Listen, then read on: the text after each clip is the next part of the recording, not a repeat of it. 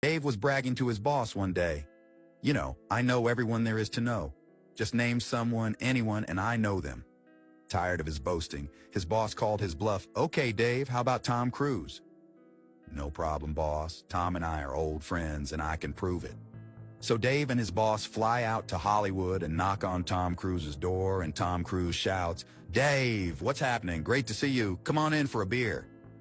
Although impressed, Dave's boss is still skeptical. After they leave Cruise's house, he tells Dave that he thinks him knowing Cruise was just lucky. No, just name anyone else. President Obama. Yep, Dave says. Old buddies, let's fly out to Washington. And off they go. At the White House, Obama spots Dave on the tour and motions him and his boss over, saying, "Dave, what a surprise. I was just on my way to a meeting, but you and your friend come on in and let's have a beer first and catch up." Well, the boss is very shaken by now, but still not totally convinced.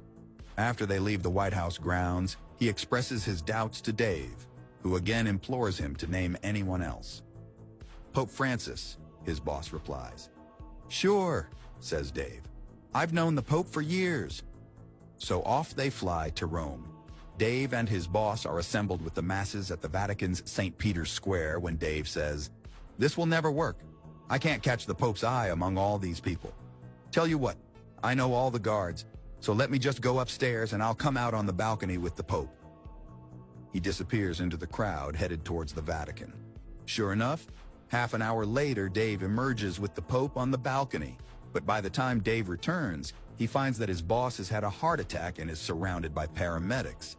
Making his way to his boss' side, Dave asks him, "What happened?" His boss looks up and says, "It was the final straw.